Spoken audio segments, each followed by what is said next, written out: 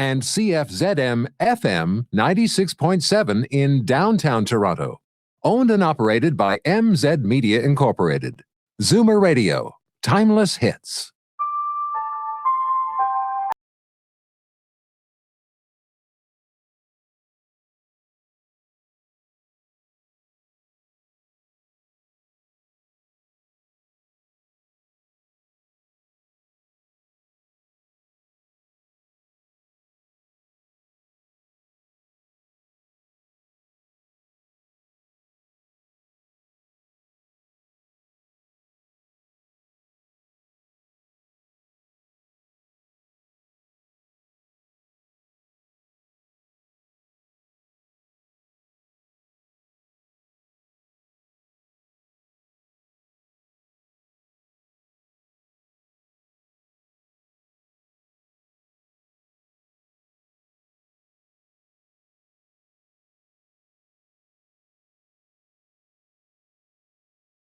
Welcome to the Audio Imaginarium.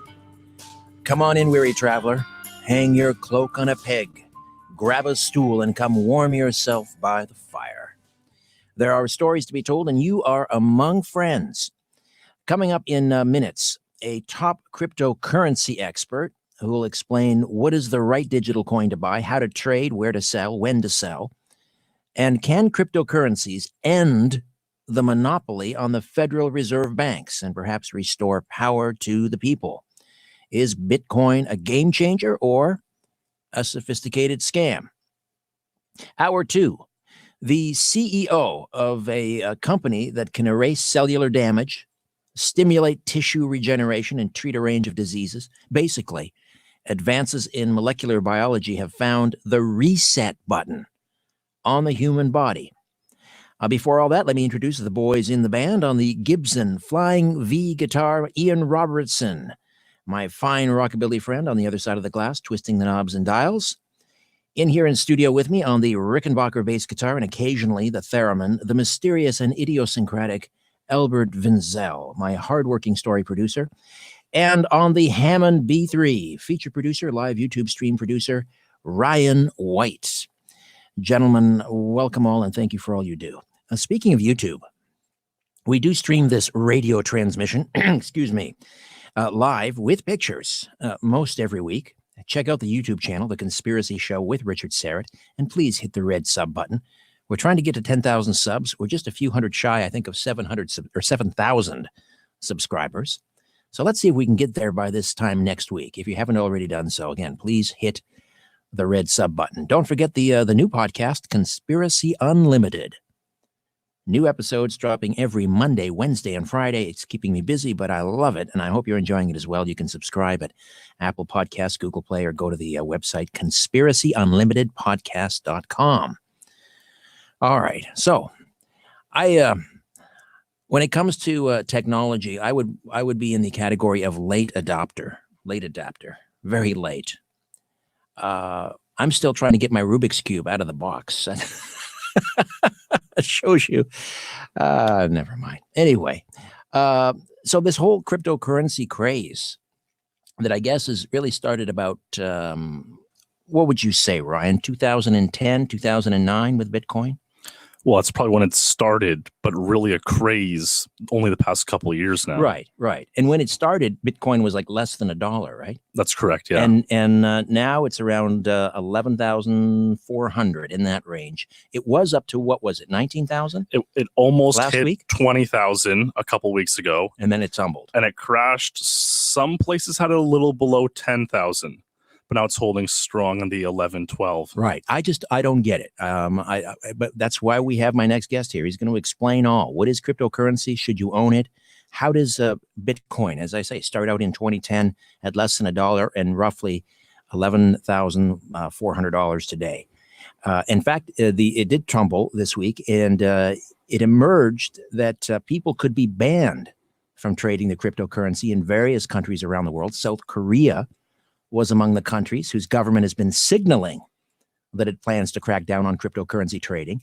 The country's justice minister said the government there had great concerns about digital currency Don't they have bigger things on their plate to worry about right now? I don't know. Anyway, they're saying that they're preparing a bill to ban it, to ban cryptocurrency through exchanges amid fears it could make tax evasion easier. There's the rub. All right, well, we'll get into that over the next hour. We're going to explore two possible futures for digital currency. One where prosperity explodes and people live free and in control of their lives. That's what this program is all about. Among other, or another future, rather bleak, where blockchain socialists, I love that term, blockchain socialists, track every purchase you make and take your money to give to others. That's socialism, right?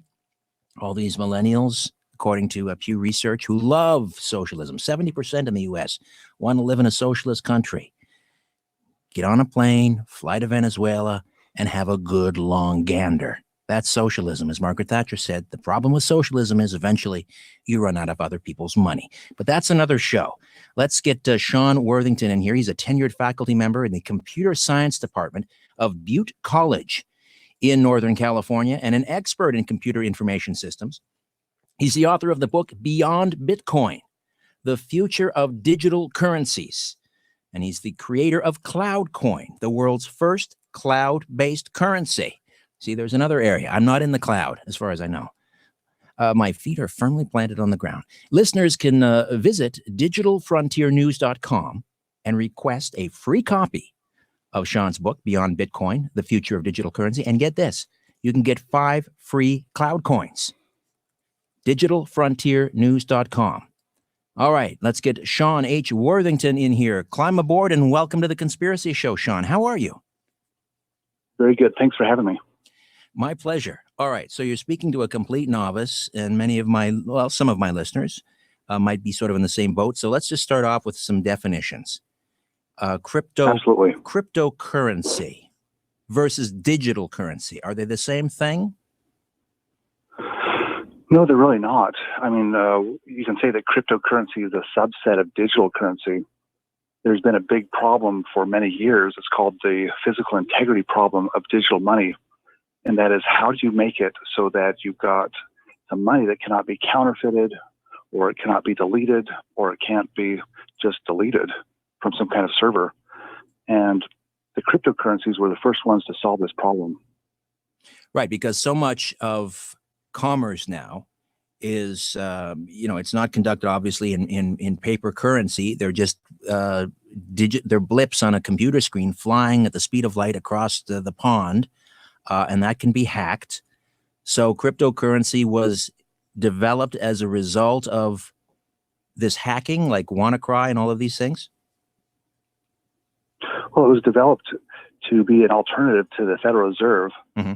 And of course, when we're using our debit cards, our credit cards, all of those cards actually are supposed to reference money that is in some vault somewhere. And so the digital monies that we use or are used to are actually just referencing real money, real dollars and cents or euros or what have you. But the cryptocurrency like Bitcoin is the first standalone money that cannot be just destroyed or turned off by a government or by some single entity. Right. It's not a fiat currency, which is basically based on fractional reserve banking, money that's created out of thin air by the Federal Reserve, and then it's issued as debt, which we can never sort of get out from under because every time you try to pay off the debt, that money that you're using is anyway. But that's a long story. We've talked about it endlessly on the program. But okay, so Bitcoin. Now, I've been told that it can be tricky to buy and even trickier to sell. So walk me through. I mean, when you buy Bitcoin, do you actually receive physical coinage? What is it that you get? So Bitcoin is a marketing term, and you're not going to receive any physical coinage. What you're actually going to do is you're going to get an account on something called the public ledger. And it's just a number on there. And you're going to get a private key, which allows you to access that money and to transfer it to other accounts. And so you get this private key. It takes about 3 days or something to enroll on the public ledger. It takes about 3 days to download the blockchain, which stores all of the different transactions that have ever happened in the past. It's about 150 gigabytes. And once you have those two things, you have what's called a wallet. and then you can find somebody that will sell Bitcoins to you. This might be difficult. You might have to go to an exchange and sign up for an exchange. That might take a couple of weeks because they'll have to get your driver's license number and all your tax ID and all this other stuff in order for the IRS to be able to track you down and see what you're doing. All right. So let's say, for example, back in 2010, you bought Bitcoin for less than $1 and you're sitting on, let's say you bought 100 of them. And today it's worth somewhere north of $11,000. How do you unload it? Well, you have to find a buyer, and that could be, there's different ways to do that. I could look up on basically a local Craigslist, something called local Bitcoins. I might be able to find somebody that wants to buy them with cash. I could meet them at a coffee shop or something and transfer my Bitcoins for their cash. But generally, what we do is we go to an exchange and you sign up for it. And Coinbase is a very famous one. And of course, that's going to take some time, but at least you will have your Bitcoins in escrow and people will have their dollars in escrow. And you can make really quick trades that way and then hopefully get your dollars. Is cryptocurrency, is it in fact a currency, or is it, for example, the United States, I believe, the government considers cryptocurrency to be a commodity? Which is it? And if it's a currency, how do you buy things with it? Well, first we have to define what currency is and what it means. And what a monetary system is it's an information system. It's a database, and its job is to track who created value for the economy. And by having money, I can go and prove that I did some work to you, and then you're going to trade goods with me because you know that I actually warrant that trade. And the money acts as data. So the coins and the bills, that is actually data. And so anything that applies the rules of databases to money that has integrity can be used as money. All right. So the dollar, money used to be backed by physical things like gold and silver. And now it's not really backed by anything. What is cryptocurrency backed by? Why, in other words, why does it have value? So you don't need to back money by anything. What is important is that money can do its job. And that means that it has to have these properties as data. If it's good data and is good at tracking what everybody's doing, then it's doing its job and it makes good money. All right. So one of the things that gives something value is a limited supply. Certainly, one of the essential ingredients of money is that it cannot be counterfeited. Because if you can pull money out of the air, then it's going to create an opportunity for somebody basically to hack the information system and to take all the value. And of course, this is what we see with the Federal Reserve Bank, which has an alliance with the United States government. The government grants the Federal Reserve Bank monopolistic powers so that it can borrow money anytime it wants to. And the Federal Reserve can basically now print up money anytime that it wants to make a loan. And the government also gets to borrow any money that they want. And this allows the government and the banking system to both hack the system and counterfeit money, create new money. Bitcoin is, you can also counterfeit money, but in order to counterfeit it, you have to do all this stuff called mining, which is quite difficult and expensive. And so it's much less likely that the Bitcoin will be counterfeited than the US dollar will be. All right, we'll step away for a moment, come back. Sean Worthington, the author of Beyond Bitcoin, The Future of Digital Currencies, and the creator of CloudCoin, the world's first cloud-based currency. And he's giving you an opportunity to own 5 free cloud coins. We'll tell you about that as well. The Conspiracy Show returns in mere moments. My name is Richard Syrett. Don't go away. The owners of the system are asleep. Now we can play. The Conspiracy Show with Richard Syrett from Zoomer Radio. Rapid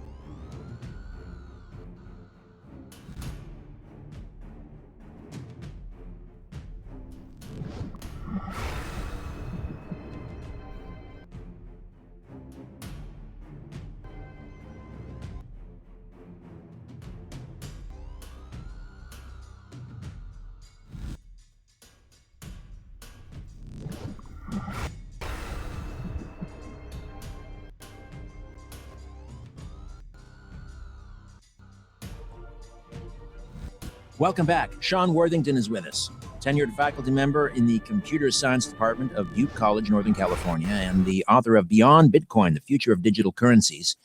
And again, the website, digitalfrontiernews.com, and you can request a free copy of the book and also get 5 free cloud coins. We're going to ask him about what cloud coins are, how they work, and so forth, and how you can get your free cloud coins.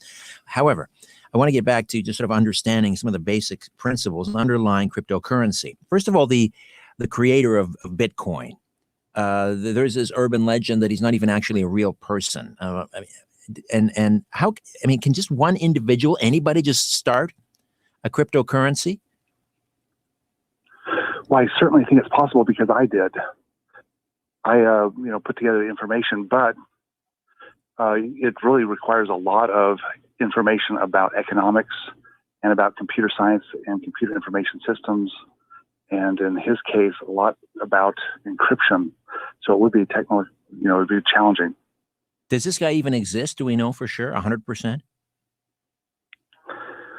Well, there is some evidence that there's a guy in Australia that is the one that created the Bitcoin. However, a lot of people don't think that evidence could have been faked, and that it could be something like the CIA or the NSA that's tried to create a system in which would track everybody's expenditures, because it actually does track everybody's expenditures.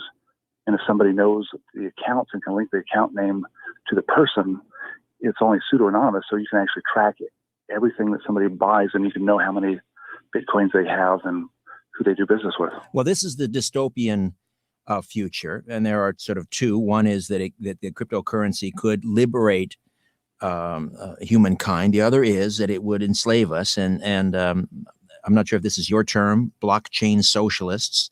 That's my term. It's a great term, blockchain socialists. So let's talk about this dystopian vision, how this digital currency, no paper currency anymore. We're moving, we've all talked about, the book of Revelation and moving towards a cashless society and mark of the beast and all of that. But if we move into cryptocurrency, that is a danger, right? That the government could essentially control, or they could track every dollar that we spend, every dollar that we earn, if we were trading in cryptocurrency, correct? That's correct. And so we've seen this already happening in Venezuela. Just last month, they were the first country to announce that they were going to have a national cryptocurrency. They were saying that it would be backed by oil, but basically all of the citizens get assigned an account. It's kind of like their social security number, and they get a private key, and then they can go and trade amongst themselves. And this allows them to track everybody, and it certainly can allow them to just tax and reallocate money from one person to another person. So that is a very dangerous thing. India also, they're doing this huge, massive, imagine 1.2 billion people or however many people in India. They're doing this huge recall on currency. Everyone's being ordered to take their paper money into the bank. And of course, this is ostensibly to curb counterfeiting. But is this also an example, India trying to move to a cashless society and institute this digital currency? Yeah, I think so, because in order to really run that blockchain, you've got to have some supercomputers. Bitcoin cannot do it. And there's huge, wonderful computers to run Bitcoin. They're not scalable. The more people that sign up for it, the slower it gets. And so it seems like there might be something else going on. So then why should we embrace cryptocurrency if that is one of the possible futures? Is it because in the case of India and Venezuela, the government is trying to control the cryptocurrency rather than individuals?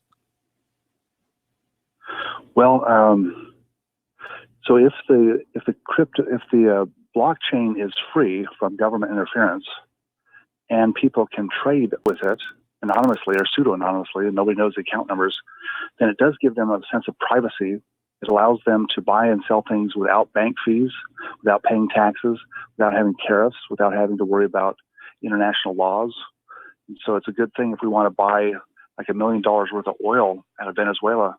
Bitcoin would be a great system to use.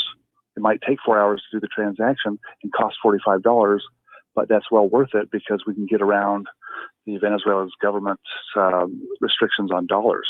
And this is why ostensibly countries like South Korea just announced that they are looking into a bill to ban cryptocurrency because they see this as a method of doing an end run around their equivalent of the the Canadian Revenue Agency or the IRS.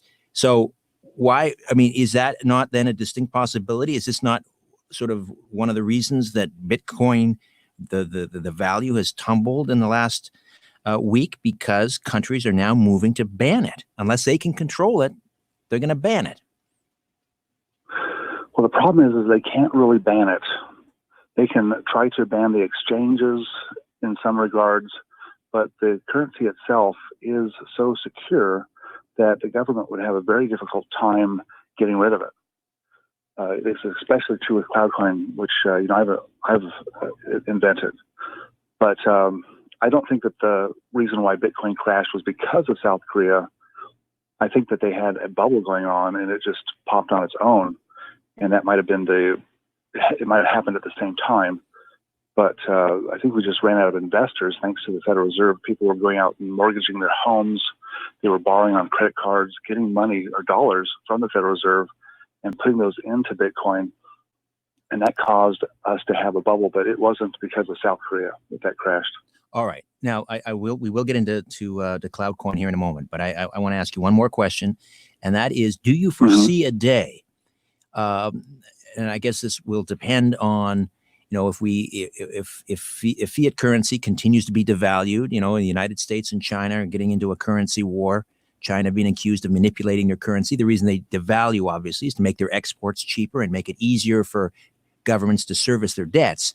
But it's the inflation and so forth is a tax on people that hold paper money.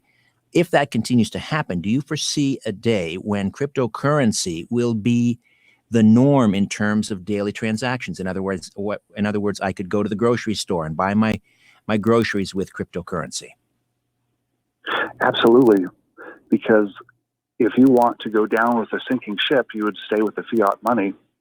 But if you want to actually get rewarded for the work that you do, then the cryptocurrency, and I shouldn't say crypto, it's the digital currencies, are what's going to make your life much better.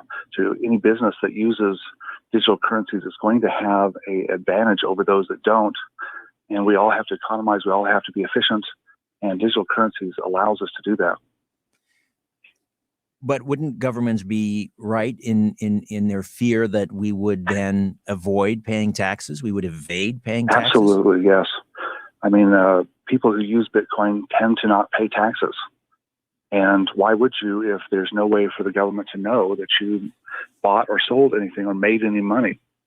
And so it's going to be a big threat to governments. It's going to cause the governments to try to crack down, as we've seen with South Korea. There's probably going to be a big fight. There's going to be maybe even wars on it, where you've got the people that want the taxes against the people that don't want the taxes. But I think in the end, people that don't want the taxes are going to win because there's no way to defeat it. They don't have a way to effectively control it. And that's going to cause the governments to have to cut back their budgets drastically. Well, it's not a coincidence. I think that the two presidents that stood up to the Federal Reserve, for example, ended up being shot in the head in public. They're not going to go down without a very big fight. Yes. So they'll start by making jokes, and then they, I guess they ignore it first, and then they make jokes, and then they get to a fight. So there's going to be a fight, and it's going to be ugly. But I think that the digital currencies will win. I think that the people want digital currencies. I mean, if money is absolutely essential to our civilization, and if any country decides they want to get rid of digital money or get rid of this part of it, they're going to be just cutting their own nose off. So I think that the people will demand digital currencies, and it'll end up winning. Well, listen, I'm all for minimal government. I think they should, up until tonight, I would have said mint the money, build the bridges, and provide for the common defense. But we want to take minting them. Well, they gave up minting the money, obviously. But I mean, I do believe there is a role for government, and governments need revenue. We need to build bridges. We need to deliver the mail and so forth. So how would that be affected by cryptocurrency? What is the role of a government and the nation state in a world where cryptocurrency is the norm? Well, they have to shift their focus on taxing things that are physical, that can be seen. So they're going to have to tax property, such as houses and cars and other things that you can actually see sitting in your parking lot. Okay, Because, so a consumption taxing tax. income could be very difficult. All right, so just a pure consumption tax. Well, it might be possible as far as consumption goes. I might be able to buy some gasoline at the gas station without the government even knowing. I mean, it's within the realm of possibility. Interesting. All right, so there's since Bitcoin arose, there's now just there's I don't know, dozens and dozens and dozens, thousands. Ryan is telling me of these cryptocurrencies. One of them, Ethereum, I believe, was created here in Toronto, where I'm sitting, by a Russian former University of Waterloo student. But now you have one called CloudCoins, and it's being billed as the world's first cloud-based currency. What does that mean, the first cloud-based currency? It means that it gets its physical integrity from the cloud as opposed to from encryption. And so with the blockchain, which is the data structure that makes Bitcoin work, you're able to write transactions to it. You're able to read those transactions, but you can never delete the transactions that have happened. And you can't go back and change or modify the transactions that have happened. And so you get this permanent record of what happened. And this allows you to track money from person to person to person to person, this big long chain of spending. And you can stop counterfeiting in that way. With CloudCoin, it is a different system. Instead of tracking everybody's expenditures, what we do is we just check to see if the money is authentic or whether it's counterfeit. And we do this by having clouds all over the world that are run by different people, different countries, different hardware, different software, different situations. And I go to give you some money. The money is a JPEG image, and it's got a bunch of passwords, basically, 25 passwords, one for these different clouds all around the world. When I know those passwords, I'm the owner. Once I give it to you, then you know all the passwords and you can change them all. And so it only takes about 90 milliseconds or less than a second to change them all using some software we call pwning software. Pwn stands for password ownership. And basically, I don't have to sign up for an account because my money's got its own account. It's got its own authentication system going on.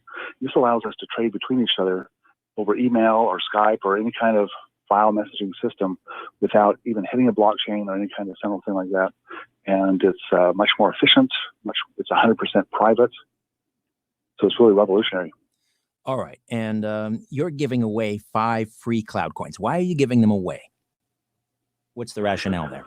Well, that's what we got a marketing partner, and that's what they decided to do. And so I don't like to give away something because it makes it seem like it's cheap. But they're trying to get people to sign up for their newsletter, and they want to then be able to educate them about cloud coins and other digital currencies. Right. So in other words, you have to raise awareness about that cloud coin exists in order to break through the noise, because as Ryan was in my ear telling me, there are thousands of cryptocurrencies out there. So how do you grab people's attention, and how do you sort of break through? Yeah. And this is the first cloud-based. We're working with this organization called risebank.com. They're actually trying to create the first decentralized bank, and they have gone through all of these cryptocurrencies, about 700 of them, not all 1,000 of them, but 700 of them. And what they found is that out of the 700, 694 have the same API, which means they're the same currency. It's possible to just take the blockchain, Bitcoin, and copy it and just call it something else and market it as something else and raise money. And that's exactly what they've been doing. So there's only a few unique currencies out there that use anything besides blockchain. And there's actually only 3 technologies that have ever been created that solve the physical integrity problem. One is the blockchain. The second is RADA, ours, and there's a new one called the hash graph, which does it as well, but I don't think it's got a future because it's nowhere close to our RADA system. Okay, we're coming up to the break on the bottom of the hour here. Just very quickly. So how do people get a free copy of your book, Beyond Bitcoin? And then how do they get the 5 free cloud coins? So they can go to digitalfrontiernews.com and just sign up for the newsletter, or they can just Google buy CloudCoin. All right. And then so they can get their free copy of Beyond Bitcoin. Is that an ebook, or does that come in the mail as a paperback? Or? It's an ebook that they'll be able to download immediately. Okay. And then the 5 free cloud coins. I mean, does that go into your PayPal, or how does that work? So it's very different. You actually will get 5 JPEG images, and you will take these JPEG images and you'll import them into some software that'll take all the passwords and change them all. And it'll show you how much you have in your folder. And then you own them, and then you can spend them by exporting them from your software and emailing them to people, or transferring them in different ways. Okay. Now, I learned a new term tonight from my good producer here, Ryan. Market cap. So, are you able? I mean, what is the market cap of CloudCoin? I mean, has it sort of registered yet? I mean, do you have? I mean, how many of them are in circulation, and what's the price point on a single unit? So the market capitalization of CloudCoin is hard to determine because we don't have a market in which allows all buyers and sellers to come together. We hope to have one in the next few weeks. But when I say market, I mean exchange. We do have an exchange in which is pretty rough and tumble, where we have to have trusted people be on it. And it shows that our market cap is about 17 million. 17 million. So and then you arrive at that by the price per cloud coin multiplied by the number in circulation, right? That's right. Okay. So we have about 300 million in circulation, and they're worth about 6 cents each. Wow. 300 million of them are in circulation. And are people are they trading them? Are they back and forth? Are they since we have the most private currency, we don't see any transactions going on our blockchain, but we can see that there's transactions, and we can see that they're trading them. They're actually using them to buy and sell. Interesting. All right. Sean Worthington stays with us. Beyond Bitcoin, the future of digital currencies. We'll open up the phone lines, questions and comments. And we'll take this to the top of the hour, second hour, hitting the reset button on your body's cellular biology. The Conspiracy Show. My name is Richard Syrett. Stay with us. In a democracy, we elect officials so we can sleep at night. So why are you up? 416-360-0740 or toll free at 1-866-740-4740.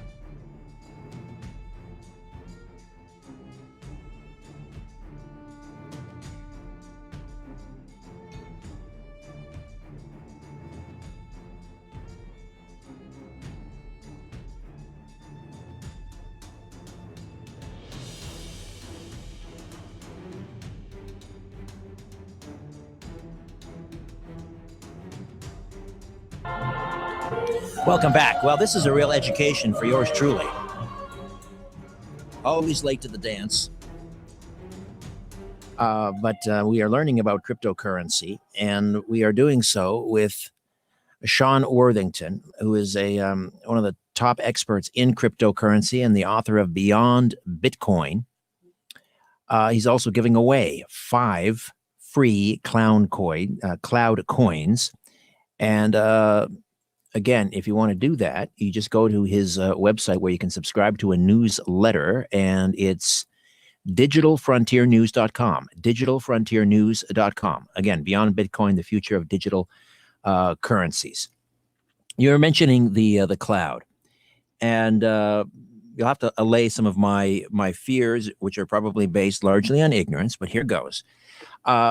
I remember, reading about Jeff Bezos, the owner of Amazon and the Washington Post, and how he had a contract with the CIA to build a cloud for them. And so, I mean, there's a huge conflict of interest there. Washington Post, how do they report on the CIA and so forth? That's another topic. But do we have a right to be concerned about who's controlling the cloud if the cryptocurrency is cloud-based? Oh, sure. I mean, we have a different type of a cloud. We have, instead of all of the data being in one place, or the data being in one place and then being mirrored or copied to different places, we have the data shredded. And what that means is that a little piece of the data goes to each one of the 25 different clouds. So it's shredded into 25 different pieces. If any cloud owner was to get a hold of that data, well, they could look in their own databases, of course. It wouldn't make any sense to them. They would have to put it together with all of the other data. And so we've gained a fault tolerance by, instead of having, this data in one place, it's all shredded everywhere. Warren Buffett is not big on Bitcoin or cryptocurrencies. Why do you suppose that is? I mean, he thinks it's a bubble. Is this just a scare tactic? Well, I think that there is some truth to the bubble thing. When Bitcoin started, certainly it was used by people that just wanted to get away from the Federal Reserve and maybe use some money to cross borders and be able to trade privately. Then we started seeing people be able to put their money into Bitcoin. It would go up in value. And so it's just been this crazy thing over the last couple of years, and especially over the past 4 or 5 months, in which these investors have come in. These investors are crazy people. They don't really know anything about what's going on. And they have invested in Bitcoin when there's thousands of other currencies that do the exact same thing. So I think it has been a craze. So there is some truth to that. But underlying that, there are some fundamental values that the digital currencies give: that privacy, the ability to trade all over the world without fees and bank transactions. I'm guessing one of the obstacles, and I'm part of that generation that is, we have sort of one foot still in the analog world. I prefer vinyl to CD. We don't even use CDs now. It's just ones and zeros on a computer and so forth. I mean, what is the profile of a cryptocurrency investor? Because, for example, the people that listen to this show, the conspiracy show, somewhat suspicious of government, somewhat suspicious of, I do live events occasionally, and the people that listen to this type of program, I mean, they don't even like credit cards. We're guns and butter, I guess, and gold. We love we're gold bugs. What's the profile of a cryptocurrency investor? Did they tend to be younger? Yes. I mean, to begin with, when Bitcoin came out, it was pretty much libertarians. And then we started to see these young investors come in, and these young investors are from all over the world. A lot of them had made $1 million, and they think they're really smart and intelligent because they made some money. But really, they were just at the right place at the right time, and they're very cocky, and they're really pain in the butt, actually, to deal with. So they're not not necessarily your freedom-loving people. Millennials, a pain in the butt? Yeah. I can relate. But then, I mean, when people, if they're doing this as an investment and they decide to cash out, what do they cash into? Back into fiat currency or into another commodity like gold or silver or what? a lot of them have been cashing into other digital currencies and just kind of pinging back and forth, trying to build up this perceived wealth in terms of dollars. But no, I haven't seen any really good exit plans yet. When you started CloudCoins, everything takes money. A startup takes money. And often it comes from private capital markets. Is there such a thing as a crypto private capital market, or did you have to use the good old-fashioned paper private capital? No, we created our own money. And so we were self-capitalized, probably the first business in history, I don't know. And so we just started spending ourselves into existence. We would literally hire system administrators, and we would pay them in CloudCoin. And we would hire programmers and pay them in CloudCoin. And this has caused the value of CloudCoin to go up, which means that now we can buy more things. But everything that we spend is all in CloudCoins. Fascinating. So there's no need to borrow money if you're making real money. That is fascinating. You just created your own money and self-financed, perhaps the first company ever to do so. Amazing. All right, Sean, stay with us. This was a short segment. We'll take a timeout, come back, and take this to the top of the hour. Cryptocurrencies on The Conspiracy Show. Poking holes in the darkness. The Conspiracy Show with Richard Syrett from Zoomer Radio. To see the light, call Richard now at 416-360-0740 or toll free at 1-866-740-4740.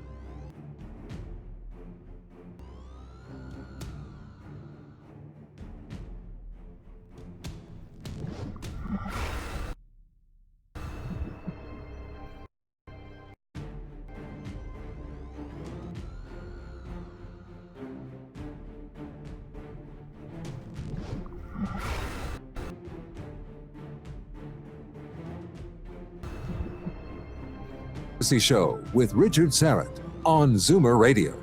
To speak with Richard live, call 416-360-0740 or toll free at 1-866-740-4740.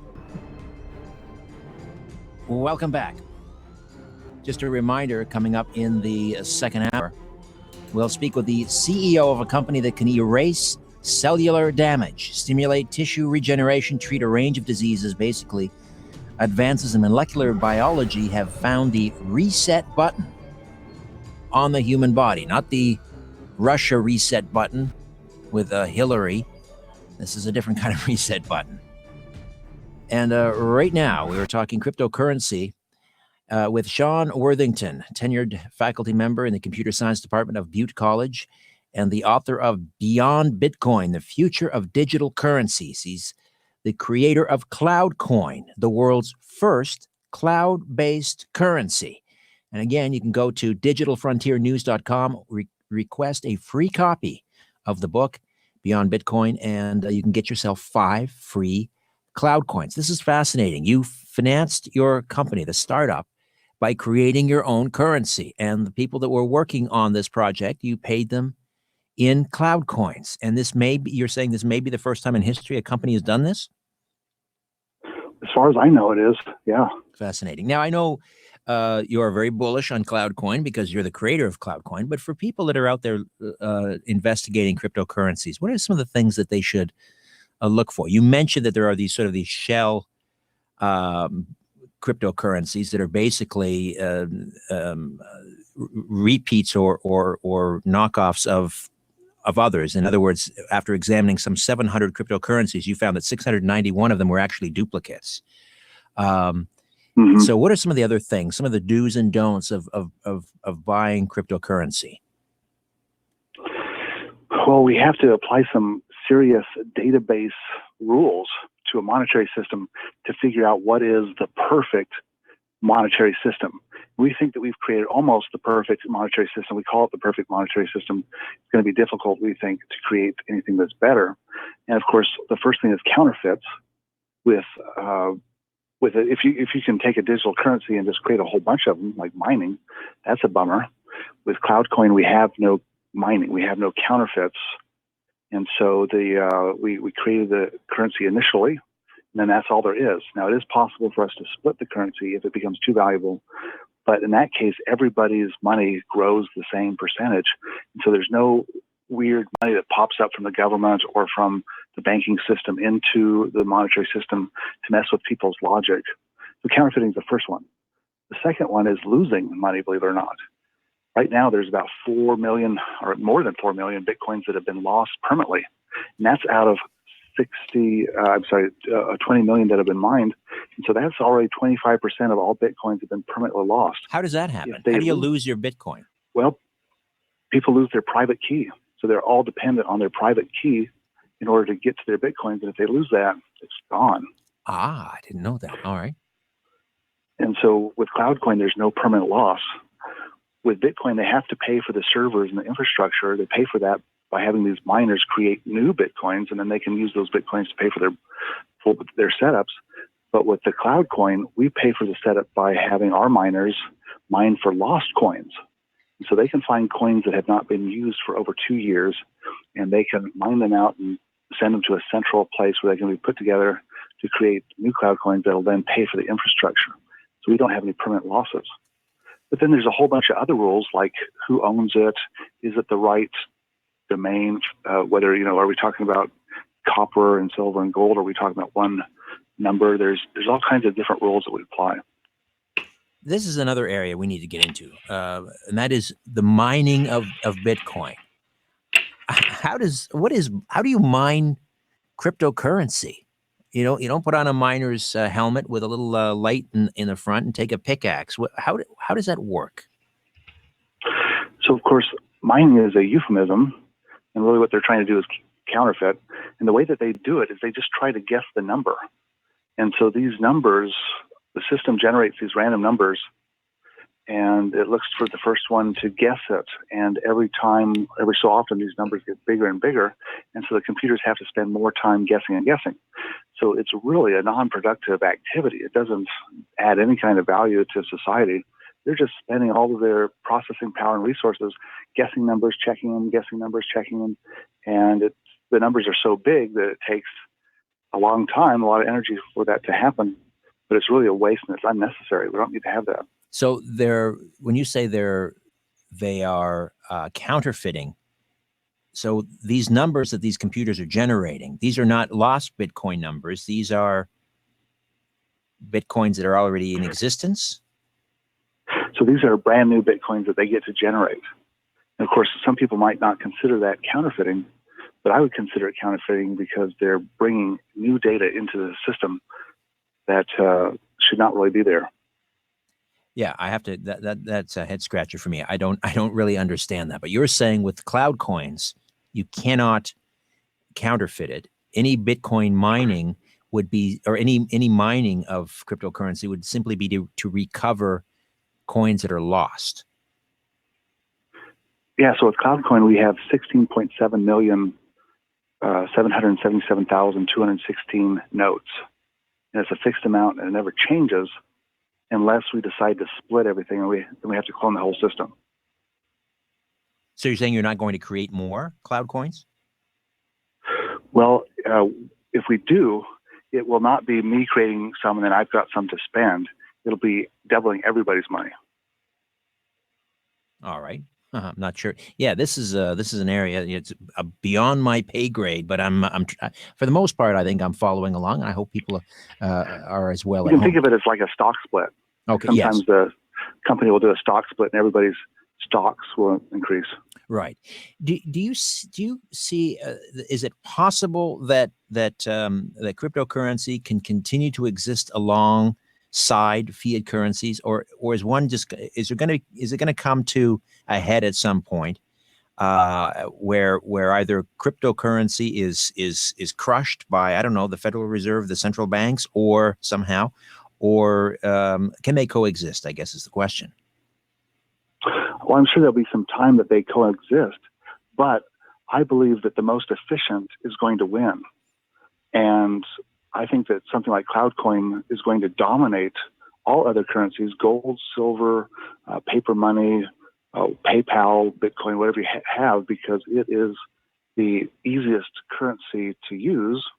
And another thing about CloudCoin is it can actually be stored in our minds, and we can transfer it via Whisper. So it's absolutely the most private. So I think that the best currency will win. We have to economize as human beings, and CloudCoin is just extremely efficient. It stops all counterfeiting. It is a wonderful system. How could cryptocurrency and cloud coins, obviously included in that, how could they, for example, help eradicate poverty in the developing world, where there's a lack of capital? The resources are there, virtually untapped, or they're being used by others.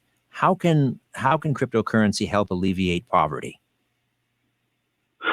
Well, a lot of poverty is caused by government and banking systems, believe it or not.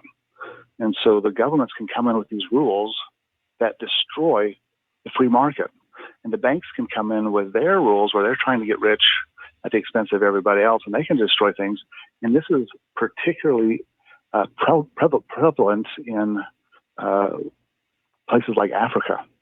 And so if you can get around all of that system and go directly from person to person, that is going to absolutely change everything. But you're going to have to make sure that everyone has access to a cloud, everyone has a computer, right? Yes, everybody. I mean, it's not quite that impossible, but because we can't actually print them out on paper. We can print cloud coins on paper just like we print out dollar bills. But at some point, you need to check the money to make sure that it is real, and that does take an internet connection. But the fact that we've got so many cell phones around the world, and each one of these cell phones can handle cloud coins, right, shows that it can be done widespread anyways. I mean, talk about disruptive. This could change the entire world order, and very quickly. How soon do you think this could happen? Well, I think it's going to take some time. It's probably going to take 20 years. It's been a long time going for people just to recognize that Bitcoin is there.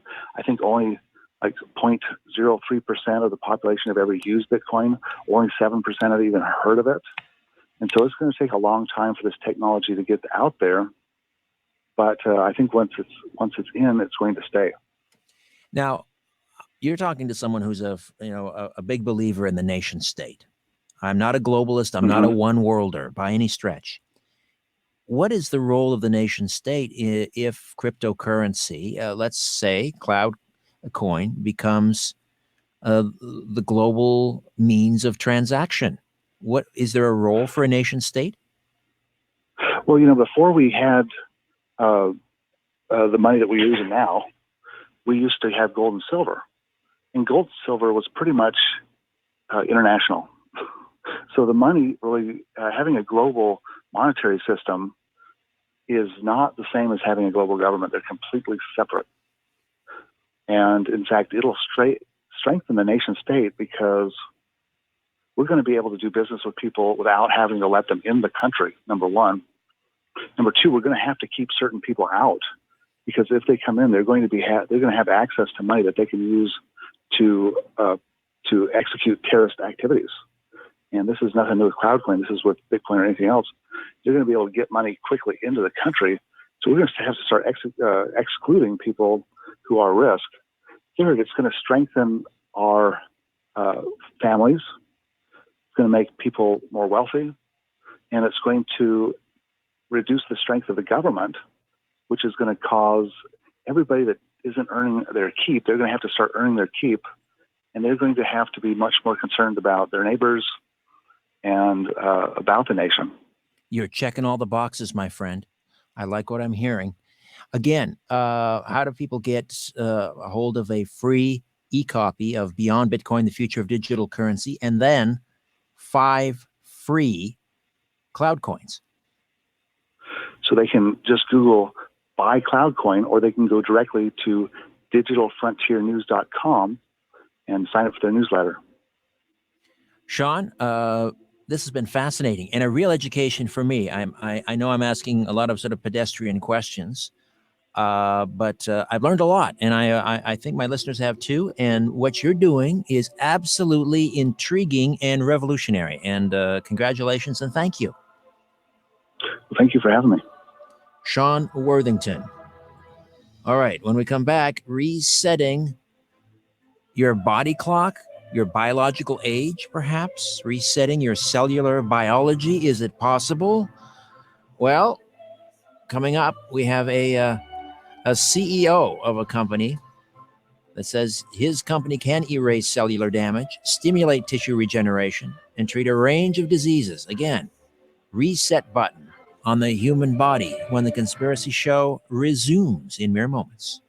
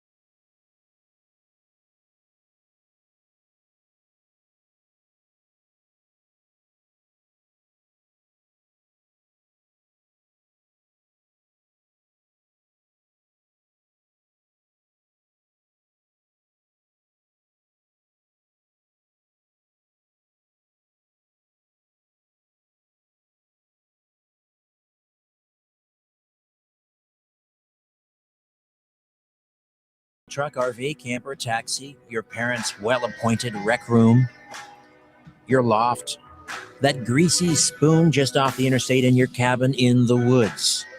And a big how-do to all of you listening in on our flagship station, Zoomer Radio, right here in Toronto, AM 740, 96.7 FM, 50,000 watts of peace, love, and truth. Hello, how are you to all of you listening in on one of our affiliate stations across North America? The Conspiracy Show podcast, of course, available everywhere, and the YouTube channel. All of you in the YouTube live chat who join us without fail every week, so supportive and loyal. We appreciate it. Don't forget to subscribe, incidentally. The YouTube channel, The Conspiracy Show with Richard Syrett. We're sitting just below, just south of 7,000 subs, trying to get to 10,000. Let's see if we can get it up to 7,000 subs by this time next week. Can you help? Appreciate that. Don't forget to subscribe. The apps, Zoomer Radio and Conspiracy Show apps, they're both free downloads available for Apple and Android. So, really, there's just so many ways to listen to this program. And watch, if you want to watch the radio on YouTube. So however and wherever you're listening, I bid thee the warmest of welcomes, and I thank you for your fine company. Bioregeneration coming up. Albert is here, Ian is here, and Ryan. Next week, and Zachary, the young intern helping to run the board. Next week on the program, James DiEugenio, our good friend James, terrific assassination researcher. Although I don't know, terrific and assassination, you don't want to put those two words together. But he's a very, very sort of detailed, tenacious researcher in the field of particularly JFK assassination research. He'll be here to talk about the Pentagon Papers and this new Spielberg-Hanks film, The Post. James really not happy with it. More sort of myth making, as he likes to call it. So we'll be here to talk about this new film, The Post. Have you seen it yet? Is it any good? I don't know. Ryan, have you seen it? No, he's shaking. No interest. All right. Anyway, in the second hour, we'll speak with remote viewer Igor Grigich. Igor Grigich. I guess he's a Russian remote viewer. Oh, they're good over there. They know the remote viewing. Isn't that right, Albert? Wouldn't you say? The Russians, right? A tough crowd to follow. They are. All right. That's all next week on the program. So, hey, what if your body came with a reset button that could erase cellular damage, stimulate tissue regeneration, and cure a range of diseases? Well, we're going to talk about that. And we're going to do with the CEO of BioQuark, Inc., Ira S. Pastor, has 30 years of experience across multiple sectors of the pharmaceutical industry, including a pharmaceutical commercialization, biotech drug development, managed care distribution, and retail. He served as vice president, business development for the drug development company Phytomedics, Inc., raising $40 million of private equity, consummating over $50 million in licensing deals, and bringing lead drug candidates from discovery stage to phase 3 development. Ira S. Pastor, welcome to the Conspiracy Show. How are you? Great. Thanks for having me, Richard. Tell me about BioQuark. When did it start? Where is it located? And what is your mission? We're located here on the East Coast of the United States, in both Philadelphia and Tampa, Florida. And the core of the company was set up to basically examine all of the wonderful species that we co-inhabit this planet with, that from a health and wellness perspective are just so much further advanced than we are. And whether that be things like complex regeneration of limbs and spinal cords and hearts and eyeballs and brains, or whether it's their unique ability to shrug cancer off as if it was the common cold, or even some of the species that live here that decide not to age, or the ones that like to age in reverse, or even the ones that die and are reborn. As we as humans, when it comes to all of this stuff, are just really bad at accomplishing any of these things. And having spent 30 years in the pharmaceutical industry, which is purely based on treating you as opposed to curing you of anything, we really wanted to sort of relink what nature shows us and what is possible in non-human organisms, and reawaken the capabilities in humans. So that's sort of been our major objective in forming the company and moving forward, as we've been doing the last several years. So is part of regeneration, is the goal to I guess, decode the aging process, reverse aging? I mean, do we have something to learn, for example, from the Greenland shark, which apparently these things can live, longer than Betty White? Absolutely. They've been swimming around longer than we here in the United States had a country. Yes, I mean that's a beautiful example of a case of a species that has so-called negligible senescence. Just grows to an age and doesn't age anymore. And in that lie secrets to basically how time, for lack of a better word, is turned back in the cells of the body, keeping it in the perpetual state of youthfulness or freezing age. And so we see this same dynamic, whether we're talking about age, or whether we're talking about erasing a tumor and turning it back into normal tissue, or in the case of regeneration. I mean, what is really going on is the program that originally grew that part of the body, whether once again, whether it was the spinal cord or the limb or the brain, and saying, something's missing here. Let's start over with the development process and put a new piece there that belongs there. So underlying it all is this ability to, in essence, turn back time in the cells and start over the process again. I see these commercials now of, I'm not going to mention the company, I don't even remember it, but they talk about determining your cellular age versus your biological age. And this is linked in with the telomeres, which are those little kind of the things that at the end of your shoelace, whatever those are called. They actually have a name. Did you know that, Ryan? Those little plastic things. Bingo, you've got it. But so these telomeres at the end of your, I guess it's a strand of DNA. And as the DNA replicates, the telomeres get shorter and shorter. And that's really which sort of preventing us from breaking, past, let's say, living 100 and what's the record, 127 years or something. This that chain smoking woman from France. Right, 123. 123. Yeah, Madame Jean Clement. There you go. So, I mean, does this have to do with finding a way of preventing these telomeres from shrinking? Telomeres are part of it. I mean, telomeres are, per that analogy of your shoelace. Telomeres are there to do a function, and that is basically to keep your chromosomes inside your cells stable. Because as they divide, as you said, yes, they get shorter and shorter, and DNA on your chromosomes gets scrambled and less flexible, and bad things happen. So yes, I mean, age and telomere length are reset routinely in humans when we are first created and in our mother's wombs. So lengthening telomeres is a part of the bigger picture of regenerating and resetting age in a cell, but it's not the only thing. If you just lengthen telomeres, remember, cancer cells love to use telomeres to grow out of control. So there's many pieces of the aging puzzle, and telomere length is important, but we just have to make sure that they are neither too short, which is bad, but you don't want them too long either, because that leads to certain other unwanted things. What is the goal? To dramatically extend average lifespan, or to make us simply more healthy and active well into our 80s and 90s?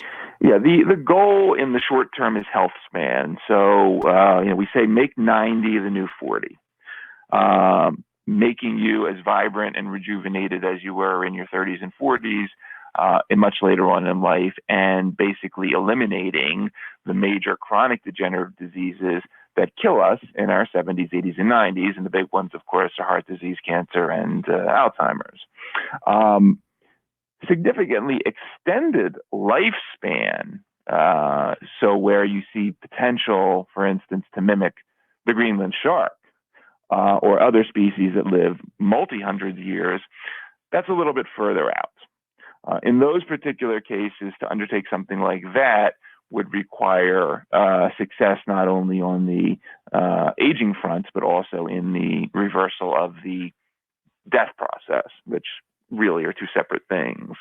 We're interested in both, and we study both, but that in terms of lifespan extension and extreme life extension is a little further down the road than health span, but health span is the goal today. 90 the new 40. 90's the new 40. Wow. Ira, well, Mick Jagger, I think, is bound and determined to prove that. Ira S. Pastor is CEO of BioCork Inc. Would you consider yourself a transhumanist? I consult for one of the transhumanist organizations down here on the regeneration front. I think the transhumanism movement is interesting, and some of the things they are going after, I applaud. Primarily on the biologic side. I'm less of a transhumanist, I guess, in the fact that half of it is focused on a sort of a silicon-based future for us, as opposed to a carbon-based future. I'm very comfortable being a carbon-based life form.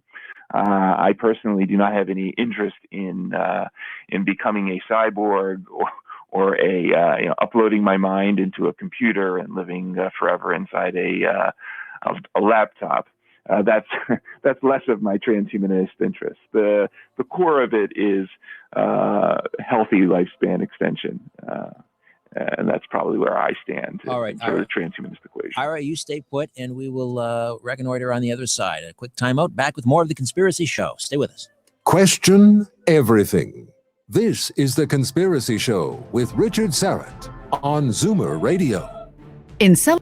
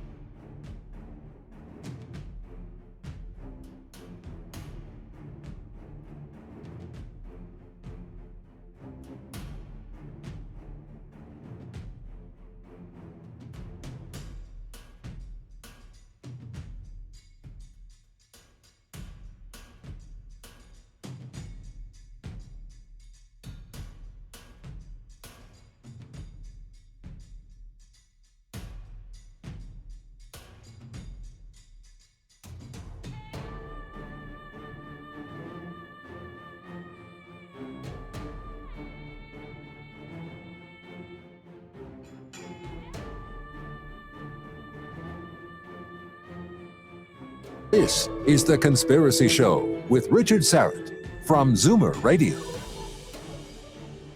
Ira Pastor, CEO of BioCork Inc.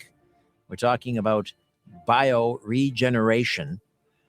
How much of this has to do with actual bioengineering? So, for example, if, let's say, there's some sort of a breakthrough and we figure out what allows a Greenland shark to live for 1,000 years, or we figure out how a salamander can regrow its tail, would this bioregeneration involve, I guess, essentially creating a chimera, taking genes or DNA from a salamander or a Greenland shark or what have you, and inserting that into a human cell? No, and that is not the direction we've gone with the company, primarily because there have been a lot of people that have come before us in this area that have studied the genetics of many species and sort of the evolutionary scheme of things. And one thing we keep running into, and this is one of the big surprises in the Human Genome Project about 20 years ago, is that we pretty much all have the same genes. There's not very much difference between us and blade of grass and dogs and snakes and frogs and fish. Yeah. We have a lot of the same stuff. So the key is not in genetic engineering. The key is in looking at the genes and seeing what those species do slightly different with them than we do, and why we may keep them in a slightly silent state versus another organism that will turn on them full blast to regenerate a part, as opposed to a gene of in ours that gets turned on and makes scar tissue. We think this is really the key, because the other interesting thing that pops up is that a lot of the genes that are responsible for regeneration are also integrally related to cancer. And so we don't want to just pop more genes in that can have uncontrolled proliferation. That doesn't get us to our end goal. We need to understand how the body controls those genes in a controlled manner, upregulate them, downregulate them at the point in time where we want the regeneration to have.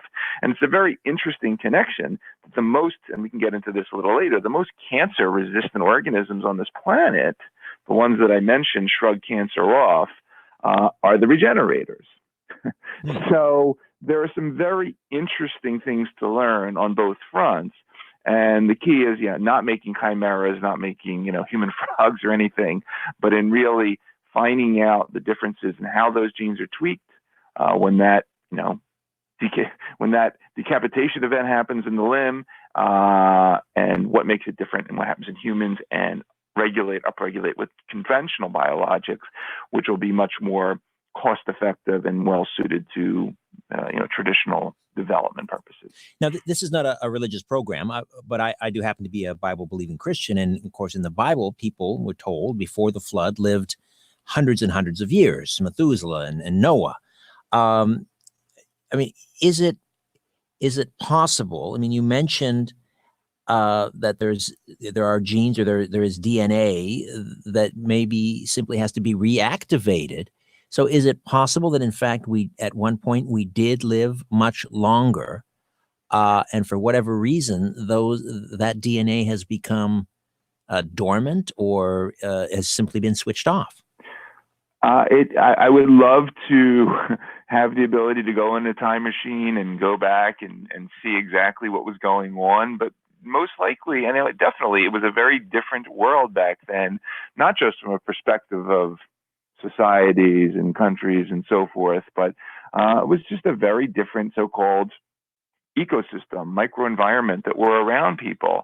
And, I like to point out that, the species that on this planet that possess extended life and health span, or are significantly resilient to disease, have really two qualities. They exploit either very little from the natural world around them, or they give a lot back to it. Trees clean the air and water and produce oxygen for us and do all that fun stuff.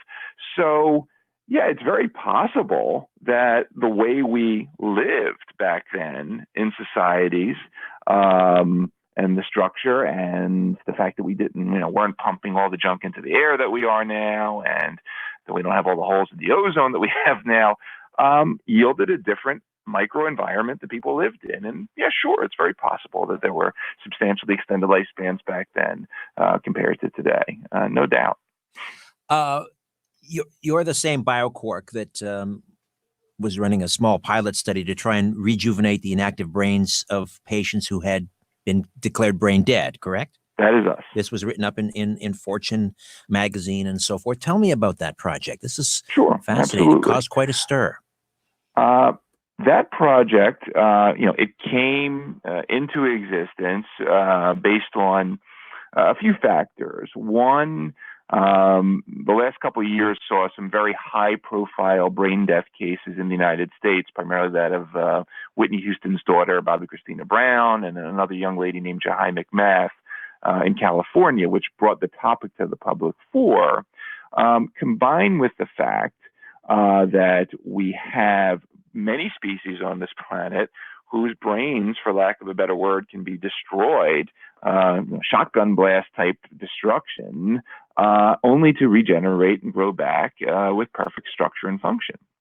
And the last part of it is the fact that in the United States and in many other countries around the world, the area of so-called living cadaver research has been going on for many decades. So basically the ability to study and treat patients that are technically dead, but are still on cardiopulmonary support, nutritional support, and so forth. So we put all these factors together and we said, you know what? Death, in its current definition, was defined back in 1968.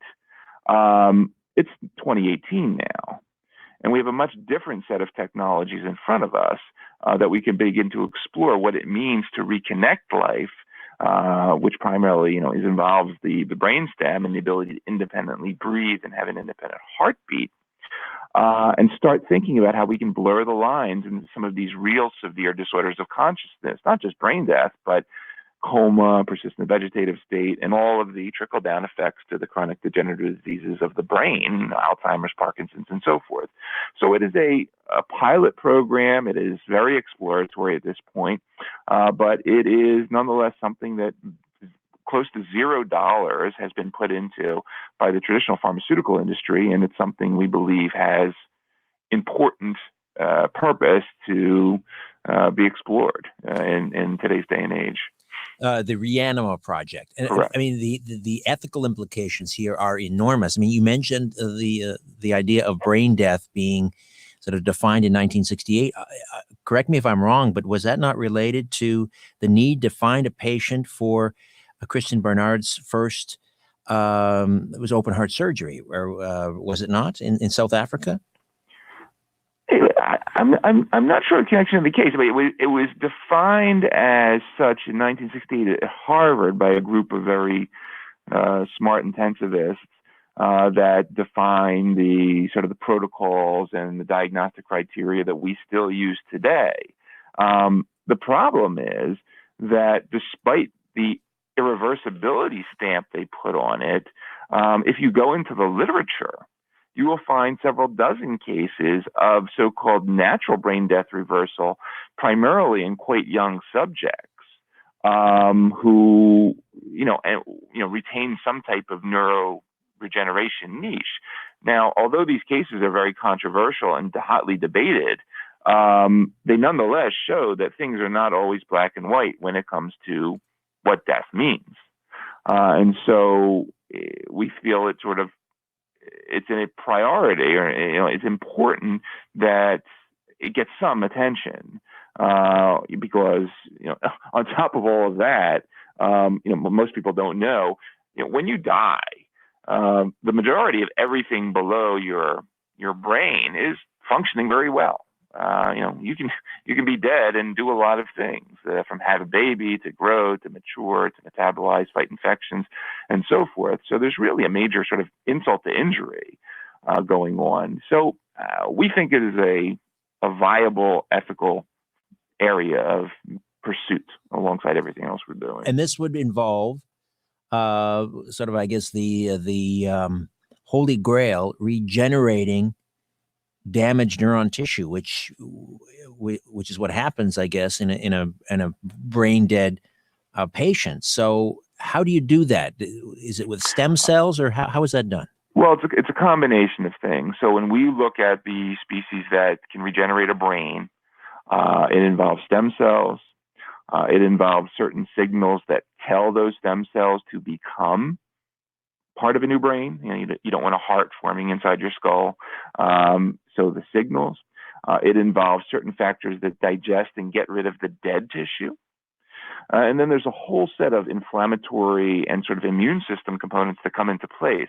So it involved putting together a protocol that included stem cells, adult stem cells, that included certain proteins and peptides that tell and dictate where the stem cells go, where they grow, what they become, size, shape, and so forth, and various tools that are currently used in the intensive care unit to stimulate coma patients. So we're sort of taking a combinatorial approach to the problem, because clearly it is a big problem. But the fact that there really is only one mechanism of death in the way our brain dies, our brain dies because of many diseases, but ultimately there's only one cascade that occurs. We think it's a much easier target than many other diseases, actually. So it's not going to happen tomorrow morning, but this is going to happen, in our opinion, much sooner than other major medical advances. And even if this long-term goal of reversing brain death, it proves to be impossible, there are other ancillary benefits. It's much as the same as when we went to the moon.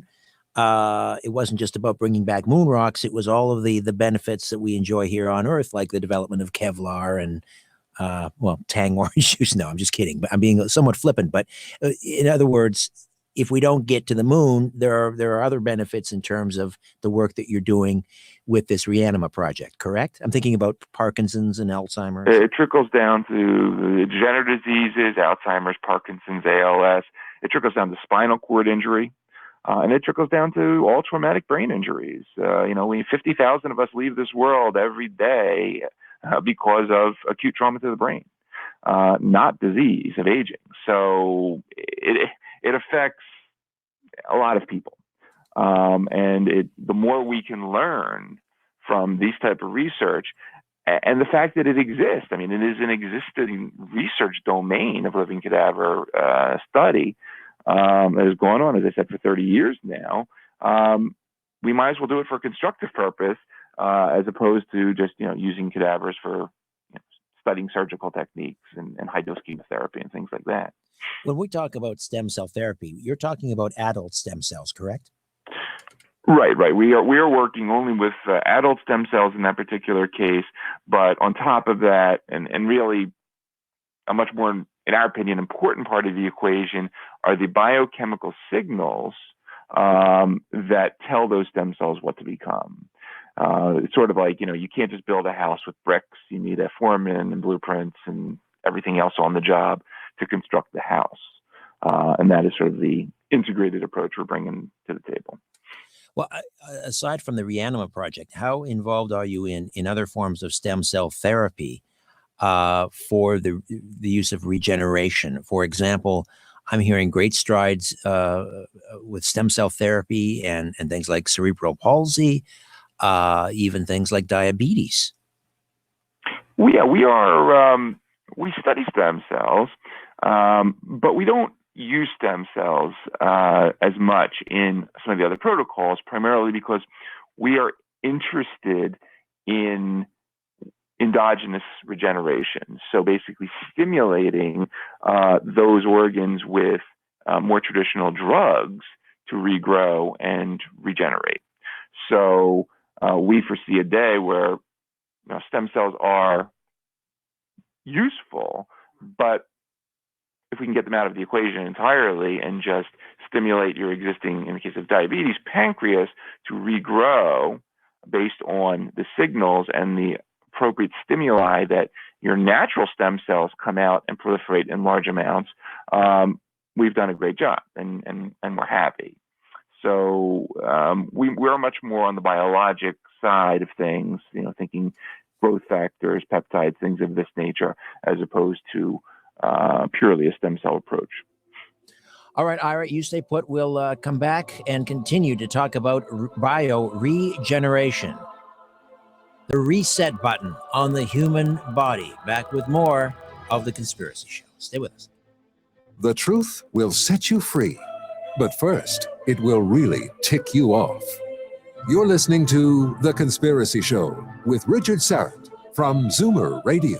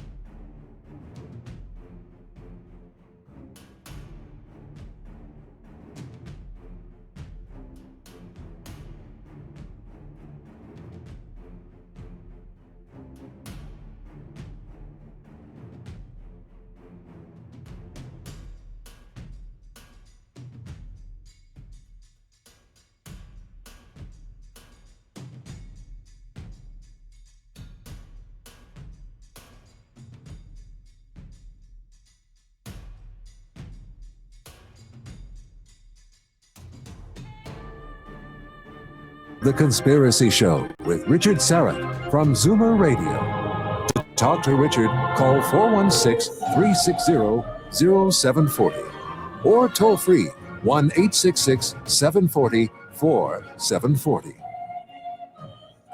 Ira Pastor is the CEO of BioQuark, a biopharmaceutical company developing proprietary biological drugs for regeneration and repair of human organs and tissues. I was reading a release, PR Newswire, and it says here, of the $2.6 trillion annual U.S. healthcare bill, $2.6 trillion, the majority that is spent on direct patient care is focused on diseases with a cell damage or degeneration component.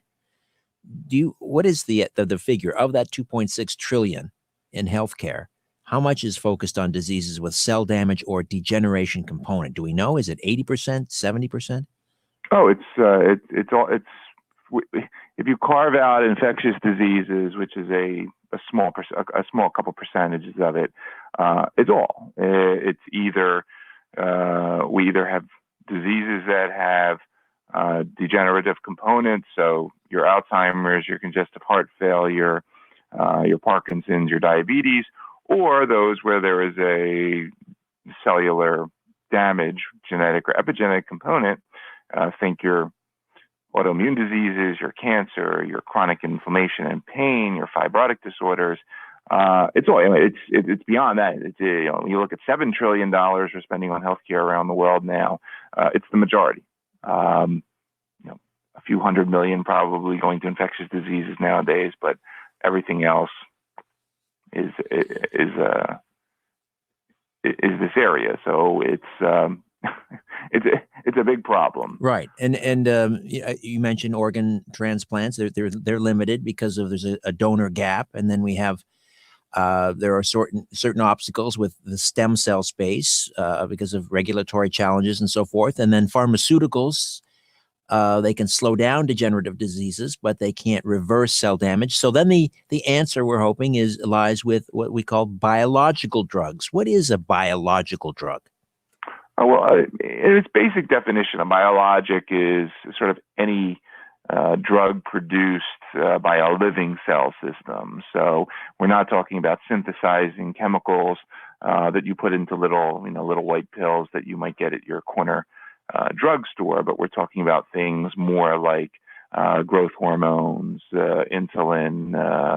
In fact, vaccines fall into the area of biologics. So either protein or carbohydrate-based substances that your body naturally processes and that has a natural endogenous component. So your body normally knows these substances and in some places produces them for different purposes, as opposed to just a new chemical drug that your body has never seen before. That just that sort of is the mainstay of the traditional drug industry. So talk to me about BQA.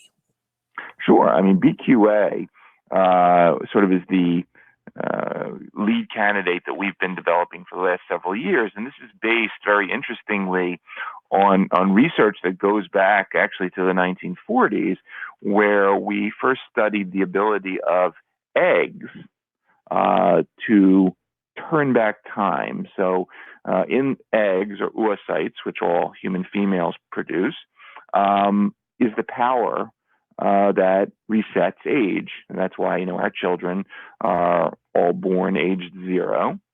And it is also the reason why all of our children are born without the chronic degenerative diseases of old age. You will never have a baby that is born with Alzheimer's disease, as an example. This power of resetting and starting over is captured in the female egg. Men really don't do anything in this process. But so we wanted to study these dynamics and basically figure out what are all the proteins and microRNA and other biofactors that are responsible for this, because this is really where naturally we can capture what has been put in front of us for the last couple billion years. And that is in essence what BQA is. It is a mixture of proteins, peptides, and other substances that we find in ooplasm at that particular time, right after an egg is fertilized to create the new embryo.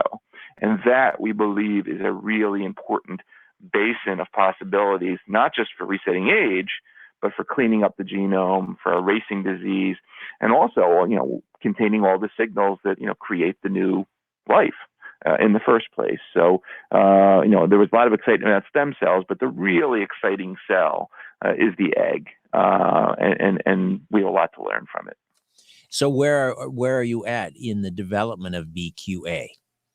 Well, it depends where we are. In the United States, we are still a preclinical company. We have a 3-year plan to get into the clinic, and our clinical development program here is focused on kidney regeneration. That is a $60 billion market when one takes into account the amount of dialysis and kidney transplants that go on and the kidney rejection drugs. Outside of the United States, things are a little different. We are active with partners in some other countries just because of the nature of the system nowadays. There's 200 other countries out there that are really coming up to speed with their biomedical R&D. And if you're not looking in Asia and South America and other places, you're sort of mixing a big picture. So, we are active in countries like Thailand, India, Mexico, where we are moving a little faster into the clinic and have some work going on with spinal cord injury that's quite exciting right now. So, slowly but surely, we are beginning to get into phase 1 programs, develop our first in human experience, and see some really exciting results. So we see in the next 5 to 10 years to have a couple of different products on the drug market, or the biologic drug market, for some of these different indications. In terms of organ regeneration and spinal cord injury. We are also involved in cancer research. This is a little further along, but down the road, but focusing on how these same moieties that we find when we're working with BQA not only allow for regeneration, but allow for the cellular erasure of that damage. So this has been something we've been working on with regard to models in our lab, with regard to breast cancer, brain cancer, and melanoma, on how that dynamic of basically cancer reversion or cancer erasing can happen, where you do not need chemotherapy anymore, but can really change a tumor into normal tissue again. It sounds like we are on the cusp, or you, I should say, are on the cusp of really cracking some important codes that could net. I mean, I hate to break things down into dollars and cents, but if you're talking about $7 trillion worldwide spent on healthcare, and this is just crippling. Let's face it, it's crippling economies. The legacy costs are just unbelievable. This could just open up a whole new world. Imagine the savings alone. The savings alone would just be astronomical. Yeah, we waste a lot, and that $7 trillion. I point out, it eclipses, oil and natural gas and precious metal mining, and it's in perpetuity. Disease never goes away. It's always going to be here with us as long as we live on this planet. So we have to have solutions that go beyond the last 100 years of what the pharmaceutical industry has developed. All right, Ira, I'm just going to take another quick time out, come back. We'll finish up to the top of the hour and continue to delve into bioregeneration. Ira Pastor, CEO of BioQuark Inc., right here on The Conspiracy Show. When in doubt, blame the government. You're listening to The Conspiracy Show with Richard Syrett from Zoomer Radio.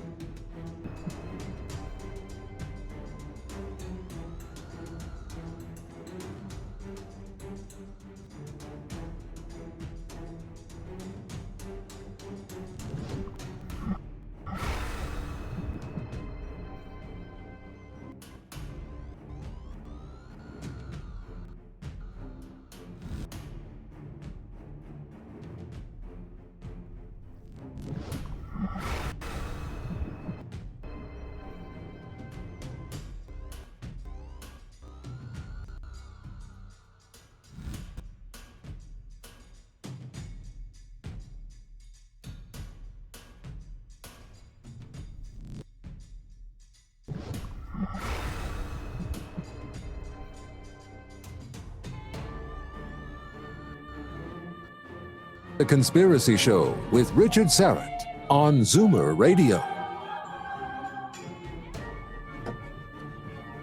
Welcome back. Bioregeneration, Ira Pastor, CEO of BioCork Inc. The Fed regulations dealing with biopharma, is it the same sort of process as with other pharmaceuticals, or is it slightly different?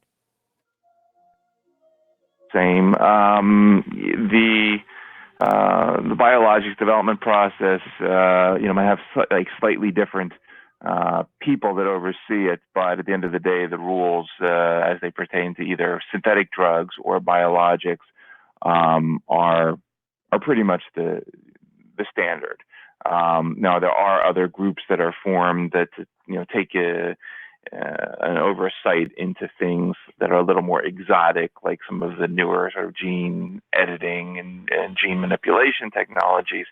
But what we're doing is pretty much sort of drug development 101. So there's no sort of surprises here. How do you feel about this whole? It's a thing now. This biohacking. In fact, I had a gentleman on Coast to Coast AM last week.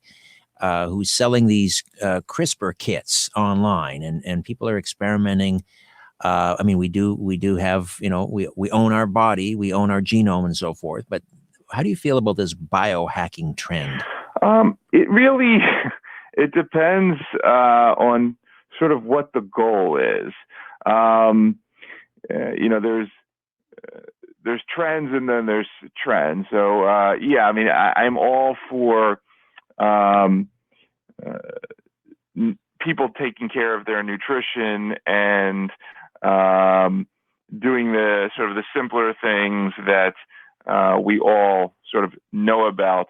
But when it comes to, for instance, this do-it-yourself gene editing and genetic engineering, in your living room, you got to remember that thrusting new genes attached to viruses into your body of 50 trillion cells, you don't have a lot of control over what happens. So I'm all for sort of advocacy and finding interesting ways through regulations and doing work in other countries where the regulations may be a little more fluid and easier to move things along, but taking things sort of out of the lab and right to the living room scares me in certain contexts, and I sort of guard against doing any of that stuff. I wanted to ask you. I'm just going to kind of go on a blue sky this one, and that has to do. I was going to ask you about colostrum, because you mentioned some of the miracle qualities in the egg, the embryo, or not the embryo, but the egg. What about colostrum produced by breasts during pregnancy? The antibodies and the proteins and everything that we're told has almost miraculous abilities to protect babies with immunity and so forth. Do you do any work with colostrum? We've studied it in the past, actually, not in regard to this company, but I am quite familiar with the area. And yes, I mean, there is a reason, whether it is the egg or whether it is the other side of the process in terms of nourishing the new baby and supplying active and passive immunity factors and all sorts of other things that come through breast milk. Yeah, I mean, there's a reason it's been going on in that fashion for hundreds of millions of years in nature.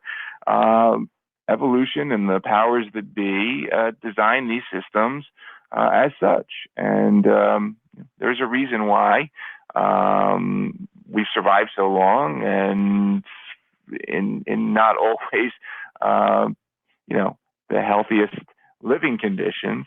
And I would think colostrum is a wonderful example of how nature has created this cocktail, let's say, of beneficial properties for our young children. All right, let's go to the phones. David is in Hamilton, has a question about brain death. David, go ahead. Welcome to the Conspiracy Show. Hi, David, are you there? Yeah, I'm here. Can you hear me? I can, loud and clear. You're on the air with Ira Pastor from BioCorp. Go ahead. Okay. Yeah, I have a brief question. I'll ask it, and then, as they say on Coast to Coast, I'll take my answer off the air. All right. I've been troubled by something for a long time. The idea that suppose I am brain dead, my brain has been damaged, doesn't function anymore. Now, from my perspective, I'm dead. I'm gone permanently. Let's say that somehow this technology can now regenerate my brain so that some sort of a facsimile of me still exists, and that will make my friends and loved ones very happy if I had any. But this is a difficult philosophical question. Is that person that comes back, is it really me? From my perspective, I just don't see it. So thank you very much. Interesting question. David, do you want to, or Ira, do you want to tackle that one? Yeah, excellent question. I'm glad it was brought up. We have known for the last 60, 70 years that many of the species on this planet whose brains can be destroyed only to come back, know things, and remember information from before the event. This is one of those unexplained topics in biology that gets shuttled under the rug. So there are really two schools of thought in cognitive neuroscience today. One, that you are nothing more than the few pounds of stuff inside your skull, or the other side, which says no, the stuff inside your skull is important, but it doesn't explain a lot. And that you, your consciousness, your memories, your soul are a much larger process that goes well beyond your skull into relating to things, your environment, the rest of your body's electrochemical complexity. And that, if we were able to take out Richard Syrett's brain and just store it miraculously in a tank of fluid somewhere, that you probably agree that is not Richard Syrett anymore. You are much more than just that thing. So we are taking into account the ability of regenerative species to store memory beyond just the nervous system tissue. And then there's the incredible range of phenomena in humans that are not explained by the traditional brain-centric model. It doesn't explain these children that are born without a cortex, yet are completely conscious. They have no higher brain, but they are conscious individuals. It also doesn't explain all these weird gain-in-function processes where, somebody that, gets hit on the head with a brick one day and can play Mozart the next and never had any formal training. The brain is an incredible area, and it's something we know very little about. Yet a program like this will help us, in our opinion, elucidate much more than we know today, and in many ways uncover a lot of these secrets that have just, we've known about for decades, but we've had no explanation for. I agree. I think sometimes we should spend less energy and resources on outer space and more on inner space. Everyone's hung up on getting to Mars. Why not figuring out, how the human brain works and what is consciousness and where does it reside and so forth.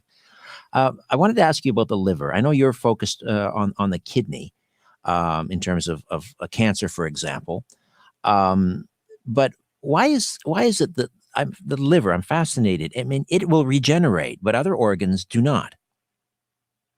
Yeah, the liver is the only organ in our body that has, let's just say, a substantial regenerative capability. However, it is not what you see in things like salamanders, where you get perfect structure and function. It's known as epimorphic regeneration.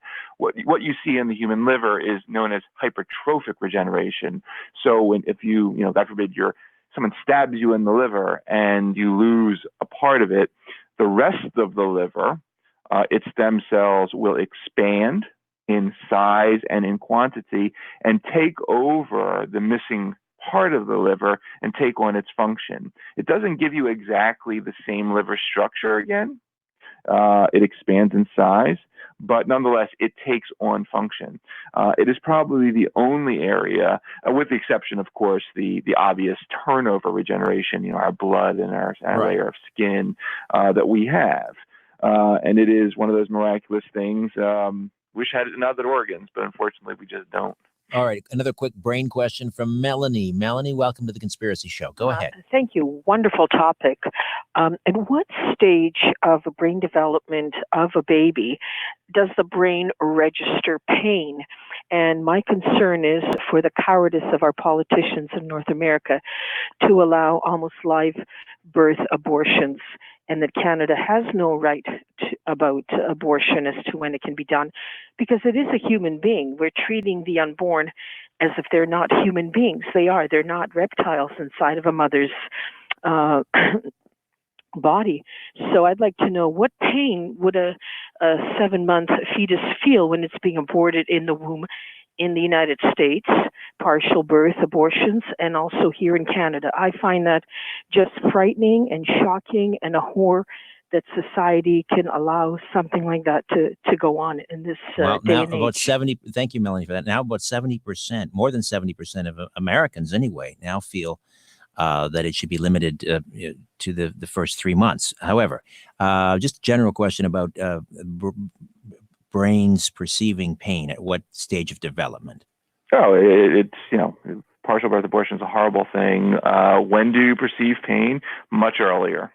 And remember, we as embryos, even before we're fetuses, have a very complex nervous system. We don't have a brain for the first several weeks, but we do have impulses, electrochemical impulses, that clearly can process external stimuli, whether it's loving stimuli or pain, very early on.